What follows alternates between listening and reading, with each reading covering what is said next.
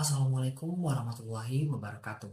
Perkenalkan, nama saya Ryan Erepangestu dengan NIM 2300005053. Nah, pada video kali ini saya akan mereview mengenai sejarah penetapan kalender Hijriah. Tahun Hijriah merupakan salah satu bukti kebesaran umat Islam di masa lalu dan tetap menjadi bagian yang tidak terpisahkan dari agama Islam di masa kini dan yang akan datang. Tahun ini bukan hanya memiliki nilai historis, tetapi juga menjadi standar resmi dalam penentuan waktu beberapa jenis ibadah seperti puasa, haji, dan zakat. Penetapan tahun Hijriah sebagai kalender umat Islam memiliki sejarah panjang yang erat kaitannya dengan perjalanan dakwah Nabi Muhammad SAW.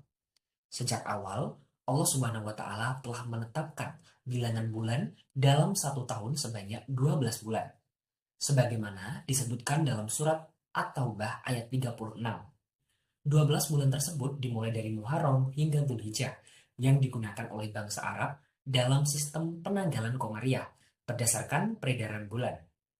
Di antara 12 bulan tersebut terdapat 4 bulan haram, yaitu Dzulqa'dah, Dzulhijjah, Muharram, dan Rajab, di mana pada bulan-bulan tersebut diharamkan peperangan dan diutamakan perjalanan damai, termasuk ibadah haji.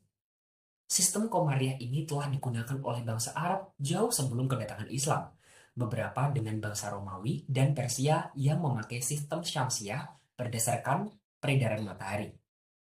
Namun, penanggalan bangsa Arab saat itu tidak memiliki penomoran tahun.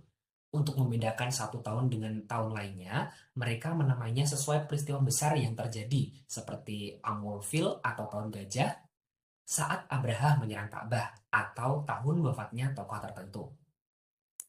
Ketika Islam datang, kaum muslimin tetap menggunakan sistem Komariah untuk menentukan waktu-waktu ibadah. Di masa Nabi Muhammad SAW, beberapa tahun dikenal berdasarkan peristiwa penting, seperti Sanatul Id atau tahun diizinkan hijrah ke Madinah, Sanatul Amir atau tahun diperintahkannya memerangi kaum musyrikin, Sanatul Tamhis atau tahun pembersihan dosa, tahun ujian atau tahun ujian berat seperti perang Kanhat. Namun demikian, sistem ini belum memiliki penomoran tahun secara resmi hingga wafatnya Rasulullah SAW. Permasalahan ini mulai muncul pada masa pemerintahan Khalifah Umar bin Khattab radhiyallahu anhu, tepatnya di tahun ketiga atau keempat.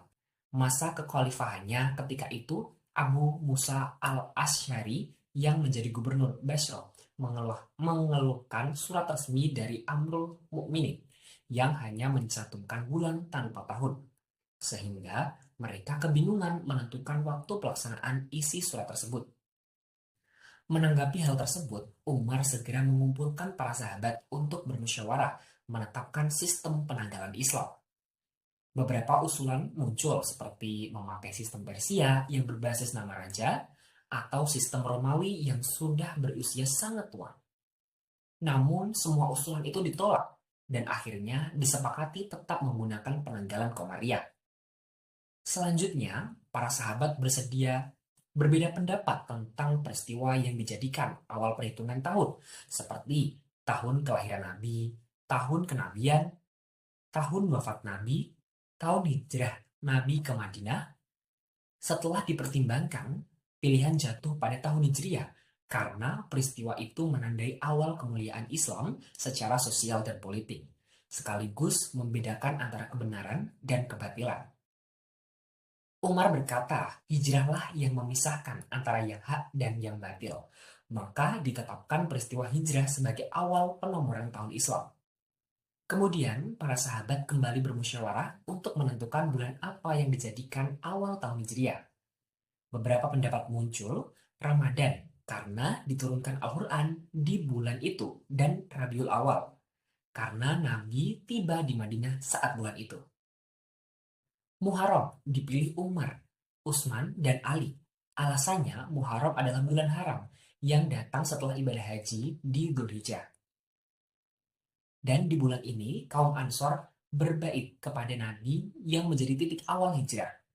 Akhirnya bulan Muharram ditetapkan sebagai awal tahun dalam kalender Hijriah. Sejak saat itu, kalender Hijriah resmi berlaku untuk kaum muslimin dengan penomoran tahun dimulai dari peristiwa hijrah Nabi Muhammad SAW ke Madinah dan bulan Muharram sebagai awal tahun. Kalender ini ditetapkan berdasarkan ijma para sahabat, serta merupakan wujud ketaatan kepada sunnah Nabi Khulafaur Rasyidin.